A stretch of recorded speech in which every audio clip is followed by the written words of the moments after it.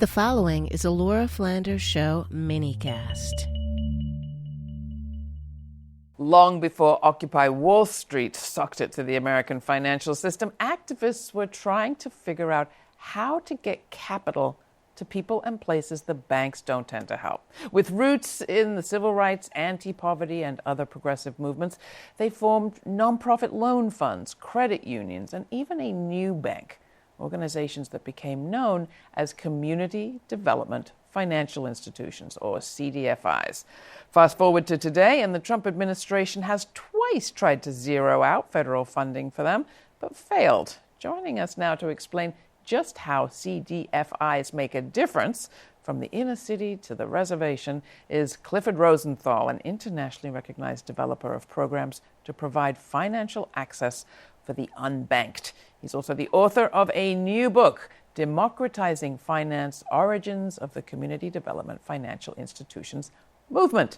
It's quite a mouthful there, Clifford. Welcome. It is indeed, yes. CDFIs. I mean, thank heavens for your book, because the acronym alone would not get people excited. Absolutely. But it's kind of an exciting story that goes right back to the origins of the states. Yeah. The inequities of the financial system are pretty glaring, and certainly for those of us who've worked for the decades on it, we began to develop creative alternatives to these. I mean, we started from the premise that the poor were not unworthy of accessing credit, and poor communities needed capital as well. The banks were not doing the job, so how could we build institutions that could meet that need? But you weren't the first. Ben Franklin was out there doing it. Ben Franklin, yes. I mean, in his spare time after inventing electricity, the postal system, ambassador to France, he also invented the internet, which is not very well known, but specifically sounds like another show. Yeah, it really. He in his last will and testament left sums of money to establish micro-lending loan funds for artisans who, like himself, were poor and had no leg up in terms of having startup capital. And those funds existed for 200 years. Yeah. Talk about what the CDFIs do now. They're active in the inner city, on Native American reservations. How? Well, they provide a variety of loan products, and CDFIs come in various forms. There are community development banks, community development credit unions, and both of those categories are federally insured depositories, and they provide retail financial services as well as loans. There are nonprofit community development loan funds as well, which mostly are oriented to project finance, financing housing, small business, sometimes cooperatives in low-income urban and rural areas. And there are community development venture capital funds as well, which also invest in job-creating enterprises. So they really, depending on the particular type of institution, there are a variety of products available and variety of orientations. And how many of them depend on money from outside, like the federal government or venture capital from outside? And how many, or maybe I'm not asking a how many question as much as, could you clarify that some take money from outside, but a lot of them pool money that does exist, even in poor communities? That's correct. And really, that's the basic concept of credit unions. Credit unions have a history really going back to mid-19th century Germany, but in the U.S. specifically to the early 20th century. And the concept is pure and simple. We pool our money, we loan to each other, we bear the risk of that. So those credit unions specifically, they're democratically controlled and governed institutions, and they're based on pooled capital. The nonprofit loan funds very often basically get their balance sheets together through a combination of public and private philanthropic money as well. And the venture capital funds would, though they have a community development orientation, like other venture capital funds, would go to investors that have substantial amounts to invest. And the federal piece of this is clearly fairly resilient. I mean, the Trump administration would have done away with CDFIs if they could, but they couldn't. Exactly right. And I think that's one of the remarkable political accomplishments of this movement, and particularly this CDFI fund under the Department of Treasury, which is now about 22 years old.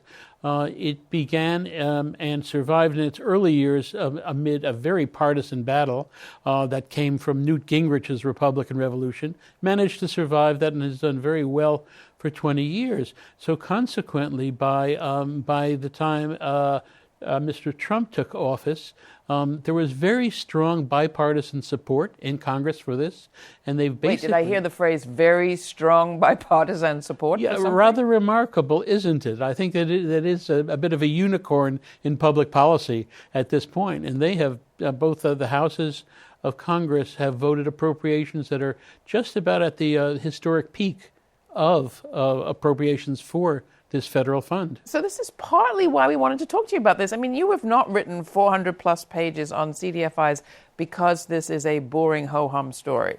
I hope so. This is important to you, and it's clearly important to legislators if they can come together on this when they can come together on almost nothing else. Why? Why are you so juiced up about CDFIs, and why dedicate the beautiful time you have to produce this account? Well, I think basically for me, I guess my whole career has been based on trying to essentially facilitate empowerment for low-income and minority communities. I mean, I've done it with credit unions, and before that I did it with food cooperatives for Native American and migrant farm worker organizations as well. So for me, I can't remember when I wasn't juiced up about this.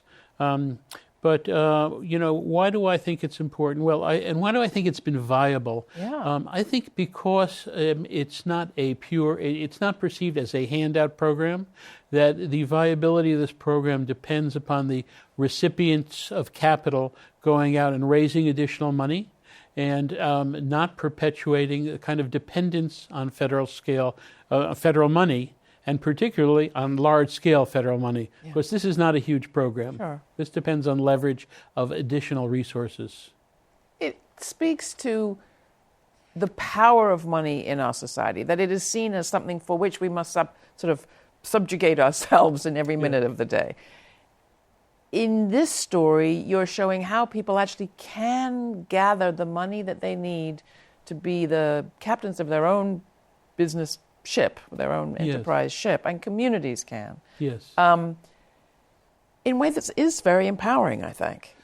I think that is the point of it. And what is totally unique to my experience of this particular program and this particular phenomenon is that the federal government was providing capital, equity capital, net worth, that's the basis for building an institution. In other words, this is not programmatically designated, funds that we're giving you this money and you're to do only this and only that and under our timetable. So it's equity capital, which is essential in building any financial institution. And that has been used to build the balance sheets, to leverage additional money. So you're sort of saying it's a model of the federal government saying, here's some funding, but you decide what to do. You decide. Precisely so. Precisely so. And there is something empowering about that for communities, that they get to set the agenda. So what's the next level of all of this? I mean, we interviewed Jessica Gordon-Nembhard years ago around collective courage, and the story that you're telling has a parallel, and you tell some of the chapters in this book, in the black community specifically, some of the least empowered people, least wealthy people in the world, certainly in the United States, figuring out how to support one another, even under slavery, but certainly through Reconstruction, Jim Crow, and right up to the present day.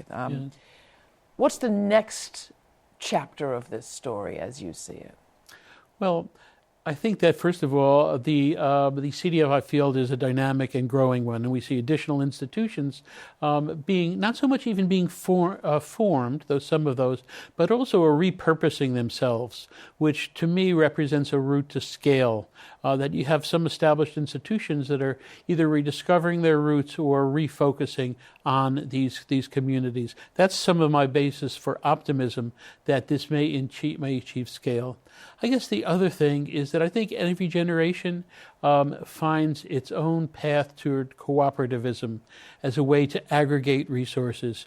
For me, my initial involvement was cooperatives as a means to address the food crisis of the 1970s.